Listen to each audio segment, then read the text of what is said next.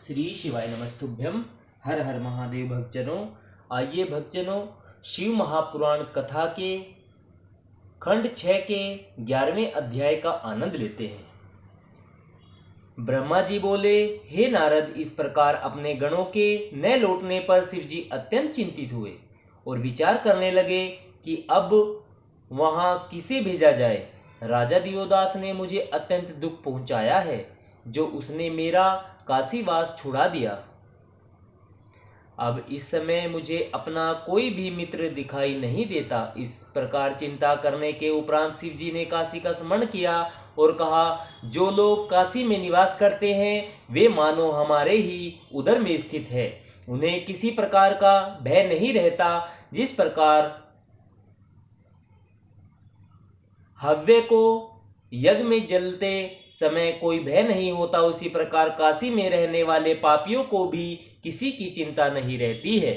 जो लोग वहां रहकर हमारी कथा को सुनते हैं और अपने मुख पर शिव काशी शब्द को लाते हैं, वे उच्च गति को प्राप्त करते हैं। काशी का विस्तार 5 कोस का है, वह हमारे शरीर के ही समान है। जो लोग काशी का सेवन करते हैं उन्हें अत्यंत आनंद प्राप्त होता है।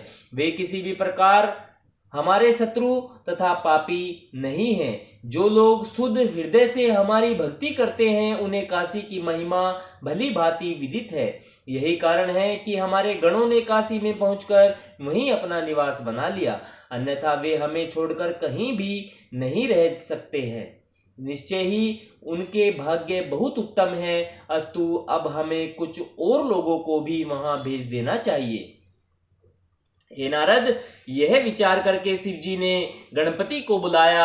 फिर उन्हें आदर प्यार सहित अपनी गोद में बैठाकर इस प्रकार कहा, हे गणपति, काशी का राजा दियोदास मुझे बहुत दुख पहुंचा रहा है, क्योंकि उसके कारण मेरा काशीवास छूट गया है। उसके इस व्यवहार से देवता भी अत्यंत दुखी है। जब तक वह वहां राज्य कर रहा है तब तक मैं काशी नहीं जा सकता। जिन्हें मैंने उस राजा को धर्म से पतित करने के लिए भेजा था, वे सब भी वहीं जाकर रह गए तथा अभी तक किसी ने भी लौटकर कोई समाचार नहीं दिया है। मेरे जितने भी गण हैं वे सब युद्ध में तो प्रवीण हैं, परंतु उनमें तुम्हारे जैसा बुद्धिमान कोई नहीं है। तुम्हारे भाई स्कंद ने भी अनेक बार अपनी शक्ति का प्रदर्शन किया है, परंतु तुम प्रत्येक कार्य बुद्धि के बल से करते हो। अतः मेरी यह इच्छा है कि अब तुम स्वयं काशी में जाओ और मेरे कार्य को पूरा करो। तुम काशी में जाकर स्थित हो जाना तथा छिपे रहकर सब गणों सहित राजा को दुख पहुंचाना, जिससे मेरा मनोरथ सिद्ध हो सके। हे नारद, इतना कहकर शिव जी तथा गिरजा जी ने गणपति को आशीर्वाद दिया। तब वे अनेक प्रकार के उपाय सोचते हुए काशीपुरी में जा पहुंचे। वहां वे ज्योतिषी ब्राह्मण का स्वरूप धारण कर नगर में घूमने लगे। जब काशीवासियों ने उन्हें देखा तो वे सब उनका बहुत आदर सत्कार करने लगे। इस प्रकार कुछ दिनों में जब सब काशीवासी उनसे परिचित हो गए तथा आदर सम्मान करने लगे, तब उन्होंने यह युक्ति निकाली कि वे स्वयं सब लोगों के अंतःकरण में प्रवेश करके उन्हें बुरे स्वप्न दिखाने लगे।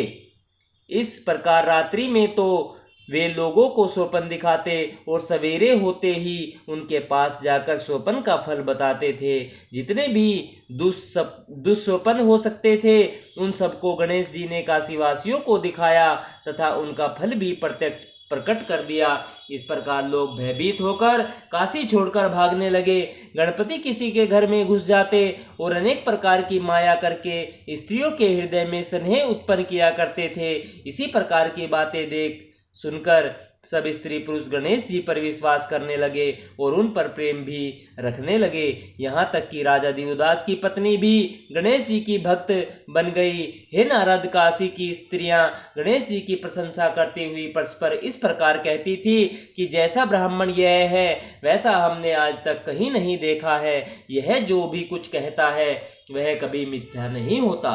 यह ब्राह्मण परम बुद्धिमान तथा सीलवान है। यह थोड़ा सा जल पीकर ही प्रसन्न हो जाता है। इसके सभी कार्य अत्यंत श्रेष्ठ है। यह पवित्र, विचारशील, उदार उदार तथा दयालु है। यह ज्योतिष विद्या को भली भांति जानता है और सभी श्रेष्ठ गुणों की खान के समान है। इसी प्रकार की बातें करके वे उन्हें अपने घरों में ठहराती और बहुत प्रकार से आदर सत्कार करती थी। हे नारद, एक दिन राजा देवदास की पत्नी लीलावती ने उचित अवसर जानकर अपने पति से यह कहा, हे स्वामिन, इन दिनों काशीपुरी में एक ब्राह्मण आया हुआ है। वह संपूर्ण विद्याओं की खान है।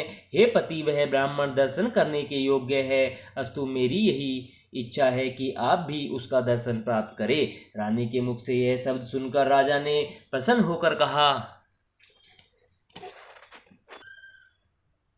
हे प्रिय, मैं अवश्य ही ऐसे ब्राह्मण का दर्शन प्राप्त करना चाहूंगा। तुम उसे शीघ्र ही यहाँ बुलाओ। यह सुनकर रानी ने अपनी एक सखी को भेजकर गणेश जी को बुला लिया। जिस समय गणेश जी राजा के समीप पहुंचे, उस समय राजा को ऐसा अनुभव हुआ मानो साक्षात ब्रह्म तेज ही शरीर धारण किए चले आया हो। राजा ने अत्यंत प्रसन्नता पूर्वक उन्हें प्रणाम किया तथा गणपति ने भी वेद मंत्रों द्वारा उसे आशीर्वाद दिया। दोनों ओर से कुशल प्रसन्न होने के बाद वार्तालाप प्रारंभ हुआ। दोनों ही धर्मज्ञ तथा बुद्धिमान थे। अस्तु, गणेश जी से परिचय प्राप्त करके राजा को अत्यंत प्रसन्नता हुई।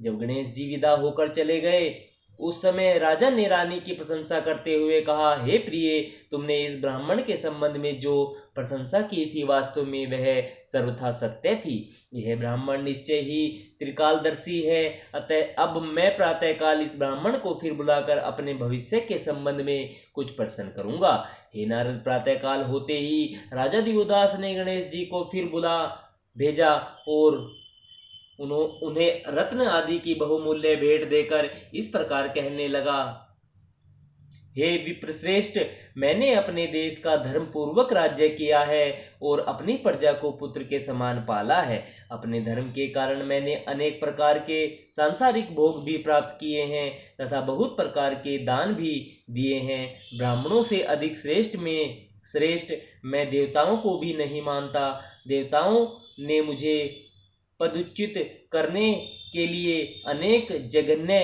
कार्य किए, परंतु ब्राह्मणों का सेवक होने के कारण वे मेरा कुछ भी नहीं बिगाड़ सके।